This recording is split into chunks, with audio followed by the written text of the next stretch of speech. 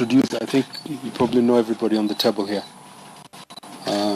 We have Mr. Mutuku, who is an a deputy director, sorry. Mr. Ondari, who is also a deputy director. Madam Doka Sodro, who is a secretary public prosecution. Madam Emily Kamau, who is also a deputy director. Thank you. Ladies and gentlemen, I have a statement, so I'll read it.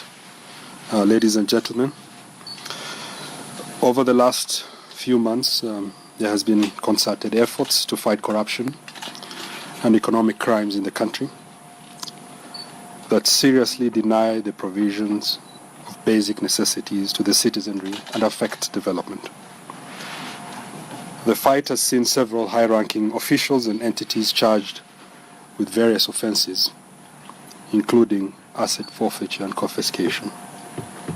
In this regard, the DCI forwarded to me an investigation file relating to the Deputy Chief Justice, which I have perused and given directions. This afternoon, I informed the Chief Justice, David Maraga, of my decision to grant consent for the arrest and prosecution of the Deputy Chief Justice, Lady Justice Philomena Mwilu, on criminal charges. This decision has not been taken lightly, but it is the right decision under the law. Most of us in the Office of the Public Prosecutor are indeed officers of the court, and the dignity and independence of the judiciary is dear to us. I believe that judges in a democracy such as ours must be totally free to exercise their judgment in a societal environment that supports and protects them. Indeed, the precepts and principles of the Constitution must be our guide at all times. But the justice system only works if lawyers, prosecutors, magistrates, and judges are fair and just. There can be no justice if lawyers, prosecutors, magistrates, judges, and investigators who are court officials use their position to enrich themselves at the expense of the Kenyan people. I believe that the majority of court officials are honest, hard-working Kenyans who have offered their time and talents in the service of their country. The evidence in our possession reveals that, 1, Lady Justice Mwilu abused her office for personal gain, accepted a gift in the form of money in circumstances which undermined public confidence in the integrity of her office, obtaining execution of a security belonging to Imperial Bank Limited, now in receivership by false pretense, unlawful failure to pay taxes, conducted herself in disregard of the law. In view of the above, I have concluded that the evidence is sufficient with a reasonable prospect of conviction, and it is in the public interest that criminal proceedings should be preferred. Investigating and punishing wrongdoing is difficult and painful, but it has to be done. Adherence to the rule of law binds and strengthens us as a nation. Our country is being torn apart by people who have been placed in positions of trust and who in turn abuse this trust. At times, Kenyans have failed to get justice because their lawyer is judge is unfair. Those of service must not only submit to the Constitution principles of integrity, they must exercise wisdom, demonstrate good judgment, and lead by the power of their example. Law enforcement decisions must be untainted by partisanship, and under my stewardship, the Office of the Director of Public Prosecutions will adhere fully to the Constitution and not the fleeting interests of anyone. The checks and balances in our Constitution are meant to establish a healthy tension among the branches of government, as each ensures none oversteps its boundaries while keeping within the dictates of our Constitution. In keeping with our constitution mandate, the ODPP must and will wage an aggressive effort against all forms of corruption. We have a duty to protect the health of our Kenyan people by ensuring that products offered for sale are properly and accurately tested to confirm that they are of good quality and safe to use. We will reinvigorate the efforts to protect the public in areas such as food and consumer product safety. Our manufacturing companies must be protected from smugglers of fakes and merchants of cheap counterfeits.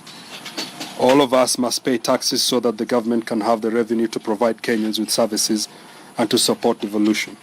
Once those taxes are paid, they have to be used only for the intended purposes and not misappropriated by a few people. Taxpayers, indeed the Kenyan people, have a right to demand accountability. Over the years, a system of chaos has taken root in our country. Millions of young people are unemployed, partly because factories are collapsing or stagnant, stifled by hostile business environment created by corruption.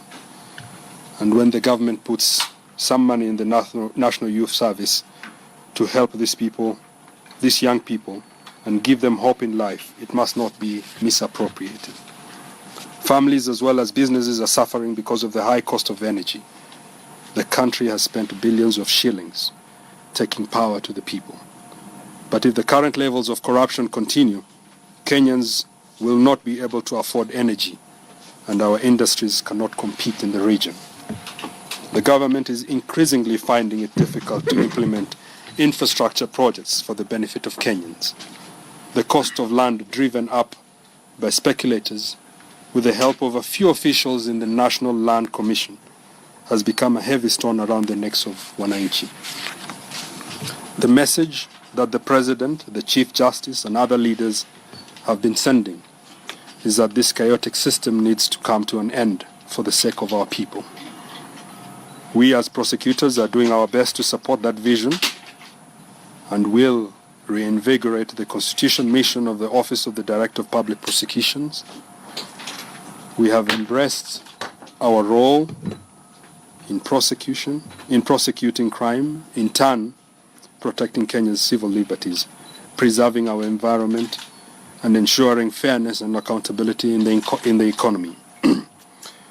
Our resources are limited. We cannot be everywhere as ODPP at the same time. For now, and that's why I've taken you through this, we are prioritizing and being strategic in our actions so as to achieve the maximum possible impact in the shortest period. In the fullness of time, wherever there are lawbreakers, we will be there to take them to court and ensure that they are punished. We have offices in the 47 counties, and in most of them we have cases in court which are progressing well. In Nairobi, the NYS cases will come up for hearing between October and January next year. 2 of the Kenya Power cases will be heard in October. The KEBS and soon the National Cereals and Produce Board and the National Land Commission cases are in the pre-trial stage. I am satisfied with the progress we are making on this front, and I am happy with the cooperation and teamwork we have established with the judiciary and the investigators. Many other cases are under investigations. Many more are being assessed by my office, and Kenyans should expect fresh investigations and prosecutions on a regular basis. Thank you, and God bless Kenya. Yes. Bwana DPP, I would like you to clarify something you mentioned, that the Imperial Bank is under receivership by false pretense. Could you shed more light on that? No. I did not say that it's under receivership by false pretense. What I said is that the Lady Justice obtained execution of a security belonging to Imperial Bank Limited, now in receivership by false pretense. Could you perhaps give us the figure in terms? You said she received a gift Could you perhaps put it in numbers? I think that's a matter that will be in court shortly, and you can get those figures there. Mr. DPP, yes. This is no doubt a big case, bearing in mind the person who is named. Two questions. Is the feeling then that probably this is part of the we shall revisit aspect? Is it? And secondly, the caliber of the judge that you're dealing with here, the Chief Justice, the prospect of having a successful prosecution, bearing in mind that should be appearing before a jury. I'll answer the first question and she'll answer the second. The issue that you've brought about revisiting, we are an independent institution and we are not going or are not being directed by anyone or by any statements given out there. This decision was made independently of all other matters and factors that you might think that might have brought this about. I'll ask Madam. Yes. Under the Judicature Act, the Magistrates Court has jurisdiction to hear this case, and we believe that the judiciary and the magistrates are independent and competent to handle the matter. And it is important to note that that is the judiciary that we have, and that is the arm of the government that we have to work with, and we have faith in it. At what time did you arrest the DCJ, and where is she at the moment? Of course, there is also an accusation that has been leveled to your office that this is taking selective sort of approach in this service. What do you mean by selective approach? Selective in terms of going for certain people and while other people I think that that holds no ground.